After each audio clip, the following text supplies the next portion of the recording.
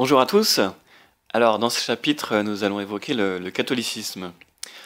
À travers mes recherches, j'ai été surpris de plusieurs parallèles et j'ai été amené à me poser une question. Et si le catholicisme était en fait un châtiment divin? Alors, comprenez bien par là que j'oppose le catholicisme et le christianisme, qui sont pour moi pas du tout de la même teneur. Alors, voici les raisons qui me poussent à penser ainsi. Ésaïe, qui était un des plus grands prophètes juifs, qui est d'ailleurs qui a écrit un très beau livre que vous pouvez lire, avant le Christ, il annonçait non seulement la venue du Messie, non seulement qu'il serait arraché d'eux et révélé à d'autres peuples, d'autres cultures, mais également que ce Messie serait enseigné en une langue étrangère. Ça, c'est important.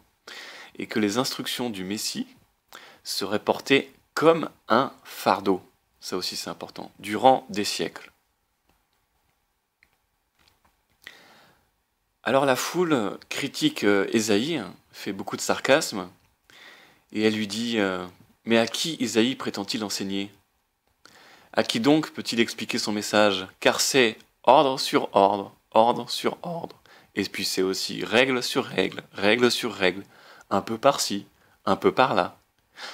Alors Dieu se fâche et en fait, au travers d'Ésaïe, il fait savoir à la foule sa réponse. Et Ésaïe dit alors eh bien, c'est par des hommes aux propos inintelligibles et à la langue barbare que l'Éternel parlera à ce peuple. Ça, c'est important.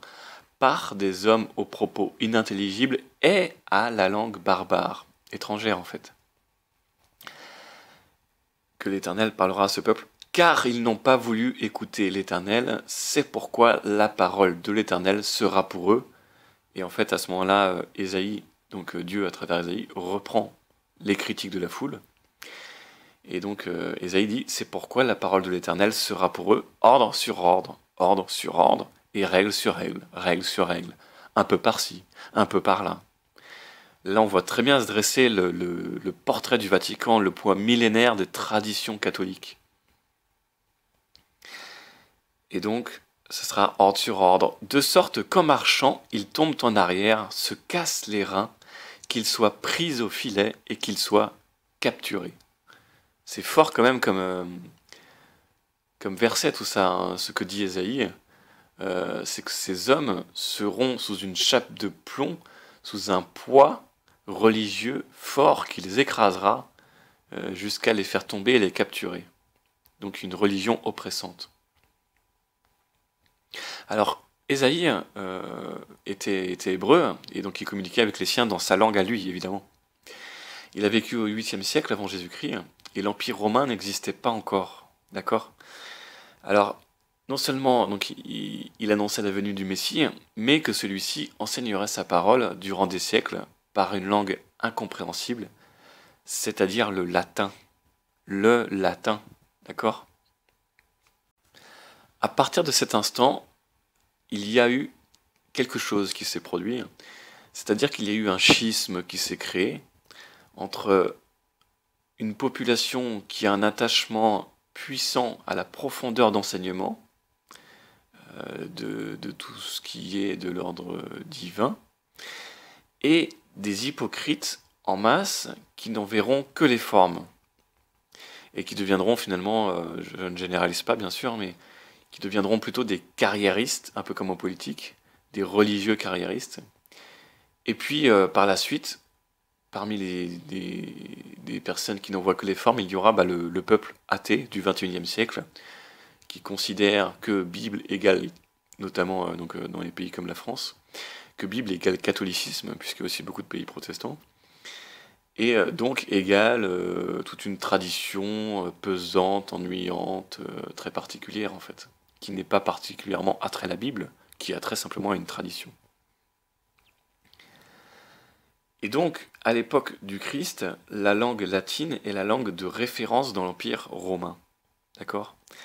Rome intronisera par la suite cette nouvelle religion, donc qu'elle est la première à lancer, comme finalement un institut politique, puisque vous savez qu'il y a eu le contrepoids du clergé qui était puissant et écrasant à travers toute l'Europe. Et à travers ce contrepoids politique, elle lèvera depuis Rome plusieurs taxes à destination de l'ensemble des pays européens, donc via le Vatican. C'est finalement, maintenant qu'on a vu les banques, un peu comme une forme de première banque centrale privée et de première multinationale. C'est une pieuvre financière mondiale. Revenons à cette idée, donc, par une langue inintelligible, par une langue barbare, donc le latin, puisque durant des siècles, face aux différents patois locaux, évoluant sans cesse, et parmi des terres européennes qui passaient d'un roi à l'autre au fil des conquêtes, vous imaginez les changements à travers la France, pour ne pas devenir étranger dans son propre pays, en fait, la seule langue constante et stable dont disposaient les Européens qui voyageaient en dehors de leur village, c'était le latin. Vous comprenez que la France, l'Europe, le monde était tellement différent que chaque région avait une langue différente. Et chaque région était gagnée par un roi et puis par un autre. Et donc, au sein même d'un royaume, le roi n'arrivait des fois même pas à communiquer avec ses sujets. Le latin, d'ailleurs, dans les messes, ne fut abandonné qu'avec Vatican II, c'est-à-dire en 1963. Et il reste, encore aujourd'hui, la langue officielle de l'Église catholique. Donc, Église catholique, il ne faut pas confondre avec l'État du Vatican. Ça aussi, c'est important. Le latin fut donc la plus importante langue politique internationale durant plus d'un millénaire. Et durant une douzaine de siècles d'instruction biblique, la compréhension fut donc réservée et comprise exclusivement à une poignée d'hommes d'église et quelques aristocrates lettrés et instruits dans cette langue, puisque les paysans de la population, comme les Français, ne comprenaient rien. Alors, si à cette époque vous parliez à des personnes de la foule d'une Bible, ils vous auraient dit « Mais la Bible, quelle Bible ? Ils ne l'avaient jamais lue. » Qui sait ce qu'il y avait dans ce livre à cette époque ? Presque aucun homme n'aurait été en mesure de vous répondre. Et si vous trouviez toutefois un noble instruit qui savait lire et écrire, il fallait tout de même emprunter un livre aux hommes du clergé, puisque sans l'intervention de l'imprimerie par Gutenberg, il était rarissime de pouvoir accéder au savoir chrétien. Au XVe siècle se démocratisera donc l'imprimerie par Gutenberg, et c'est ainsi qu'est née la mouvance du protestant, puisque avec l'apparition de masse de la Bible et sa traduction, il naîtra un nouveau mouvement qui réorganisera et réinterprétera le savoir chrétien d'une manière tout à fait différente, en s'émancipant de l'autorité du Vatican. Et puis il faudra tout de même attendre le XIXe siècle pour qu'une majorité de la population soit en mesure de véritablement lire et écrire. En sachant tout de même que pendant encore longtemps, on aura donc les messes en latin et beaucoup de Bibles en latin et un savoir religieux qui restera latin. Mais de fait, on ose imaginer que le savoir du Vatican et sa célèbre bibliothèque devaient les laisser se sentir tout de même bien supérieurs au reste du peuple, qui était non instruit et totalement analphabète. Encore une fois, on recite cette citation, Ésaïe 28, par des hommes aux propos inintelligibles et à la langue barbare, que l'Éternel parlera à ce peuple. Car ils n'ont pas voulu écouter l'Éternel, c'est pourquoi la parole sera pour eux ordre sur ordre et règle sur règle. En fait, on appelle cela un rite, une religion, et non pas véritablement une foi. Ici, si on va au bout de l'idée, si le catholicisme était censé être une sorte de châtiment, quel serait son rôle aussi dans cet ordre d'événements ? Eh bien, vous aviez dans plusieurs passages, notamment dans Matthieu, il est dit « Je te donnerai les clés du royaume des cieux », donc il parle à Pierre. « Ce que tu lieras sur la terre sera lié dans les cieux, et ce que tu délieras sur la terre sera délié dans les cieux. » C'est en s'inspirant de ce passage que la papauté a repris les armoiries des clés. La clé de Saint-Pierre, hein, la clé qui ouvre et qui ferme les cieux. Et toujours dans cet ordre d'idées, hein, vous avez effectivement le Vatican, qui a pris une architecture très particulière, puisque les clés de la papauté s'incorporent parfaitement dans le Vatican, qui est une forme de serrure. C'est assez incroyable. D'ailleurs, bon, on peut aller être un peu mesquin, on va dire, et aller jusqu'au bout. Si vous regardez, lorsque les clés du pape ouvrent la serrure du Vatican, la croix est à l'envers. Donc c'est étrange. Mais bon, laissons ça de côté, je ne suis pas là tellement pour cette idée-là. Ce que je veux appuyer, c'est que donc, durant des siècles, les hommes réalisaient des rites répétitifs auxquels ils n'entendaient rien. Ils conservaient des traditions sociales pesantes sans jamais rien biter à ce qu'ils faisaient. Le Vatican a pour but et pour rôle ici de fermer l'accès à la connaissance, la clé du savoir. Vous savez, dans Matrix, c'est le gardien des clés. Il y a quelqu'un comme ça, dans le premier épisode, il me semble, ou peut-être deuxième, pardon, qui est le gardien des clés. C'est important ça, le pape garde les clés, il y a une serrure, il ferme l'accès à la connaissance. Et donc, pour revenir à cette phrase dite à Pierre, « Je te donnerai les clés du royaume des cieux », le Christ ici parlait à son ami. Donc, il n'y a pas de métaphore, la seule métaphore, c'est qu'il parlait à un apôtre, c'est tout. Parce que les prêtres de cette époque-là, on les appelait donc les pharisiens, écoutez bien comment il parlait aux pharisiens. « Malheur à vous, scribes et pharisiens hypocrites, parce que vous fermez aux hommes le royaume des cieux. Vous n'y entrez pas vous-même et vous n'y laissez pas entrer ceux qui veulent entrer. » Incroyable. Vous fermez aux hommes le royaume, vous n'y entrez pas et vous ne laissez pas entrer ceux qui veulent entrer. Il y a vraiment cette notion d'ouvrir et de fermer, de clés, de serrures, et un accès à la connaissance, un accès à un royaume divin du ciel. Et aujourd'hui, une prophétie se réalise, une autre encore, qui est dans Daniel 12.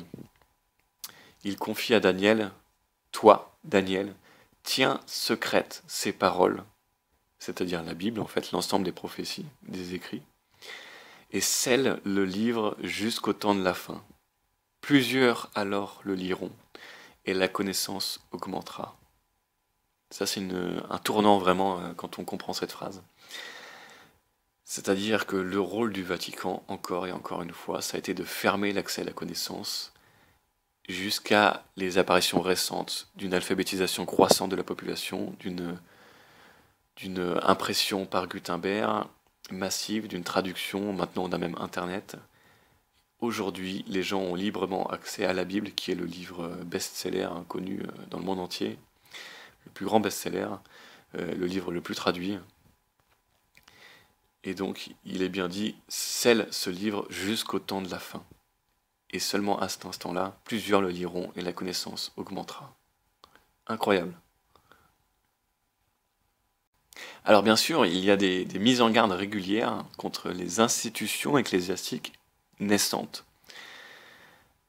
Puisque dans Jean 2, versets 13 à 21, par exemple, on nous dit « Dans le temple de Dieu, il trouva installés des marchands de bœufs, de brebis, de colombes et des changeurs. Il fit un fouet avec des cordes et les chassa tous du temple, ainsi que les brebis et les bœufs, et jeta par terre la monnaie des changeurs, et renversa leur comptoir. » Est-ce qu'on n'est pas ici assez loin de l'image Peace and Love et Cuculapraline, finalement un peu catholique, mais de manière générale du christianisme? On nous dit que le Christ tresse un fouet avec des cordes, et puis qu'il les chasse tous du temple, qu'il renverse par terre la monnaie et les comptoirs. Imaginez faire ça dans une banque ou dans un supermarché, vous verrez ce qui vous arrive. Et puis donc il se met à hurler « Cessez de faire de la maison de mon père une maison de commerce. » Il y aura par la suite toute une débauche de luxe que l'on connaît autour du catholicisme, et puis par la suite, avec l'achèvement de l'Église, un marketing à gogo. puisque pour subvenir à leurs besoins, ils avaient besoin de vendre. Donc ils ont fait des produits dérivés comme de l'alcool, la chartreuse ou du fromage et beaucoup de choses comme ceci pour pouvoir récolter des fonds et continuer de survivre. Donc dans la continuité de ce passage, ses disciples se rappelèrent alors qu'il est écrit « L'amour ». Ses disciples se rappelèrent alors qu'il est écrit « L'amour de ta maison fera mon tourment ». Ça c'est intéressant. C'est-à-dire l'amour des murs, l'amour de l'institution plutôt que de la foi intrinsèque que la Bible, que la parole représente. L'amour de ta maison fera mon tourment. Et les Juifs l'interpellèrent, puisqu'il a foutu un énorme bordel. Mais quel signe peux-tu nous donner pour agir de la sorte? Et là, Jésus leur répond, eh bien, détruisez ce sanctuaire, et en 3 jours, je le relèverai. Alors les Juifs lui répliquent, il a fallu 46 ans pour bâtir ce sanctuaire, et toi, tu vas le relever en 3 jours. Mais lui parlait du sanctuaire de son corps. Alors, je récapitule encore une fois. C'est le Christ qui dit, on dirait que c'est presque un ordre, détruisez ce sanctuaire, parce que de toute façon c'est déjà en cours, ils l'ont déjà entamé cette destruction des Juifs. Détruisez ce sanctuaire, mais de toute façon en 3 jours, je le relèverai. Mais, à travers mon corps, en fait il parlait, donc c'est bien écrit, lui parlait du sanctuaire de son corps. Et je rappelle encore une fois, l'amour de ta maison fera mon tourment, lui parlait du sanctuaire de son corps. Il y a pas mal de passages dans Corinthiens aussi. C'est écrit « Ne vous mettez pas avec les infidèles sous un joug étranger. Quel rapport y a-t-il entre le temple de Dieu et les idoles ?» Bon, là, on pourrait faire une petite référence au culte des saints chez les catholiques, les idoles. Bon, de toute façon, c'est répétitif, tout le monde parle de ça, notamment dans des mouvances un peu protestantes.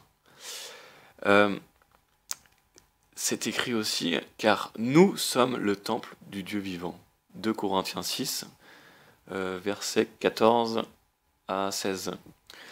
Car, c'est important, car nous sommes le temple du Dieu vivant. Comme Dieu l'a dit, j'habiterai et je marcherai au milieu d'eux, je serai leur Dieu et ils seront mon peuple. Mais elle est où l'institution ecclésiastique là-dedans ? Je répète encore, nous sommes le temple. Nous, le temple. Unis au corps du Christ. L'amour de ta maison fera mon tourment. Lui parlait du sanctuaire de son corps. Car nous sommes le temple. Enfin merde, il est où le catholicisme là-dedans, quoi ? Il n'y en a pas.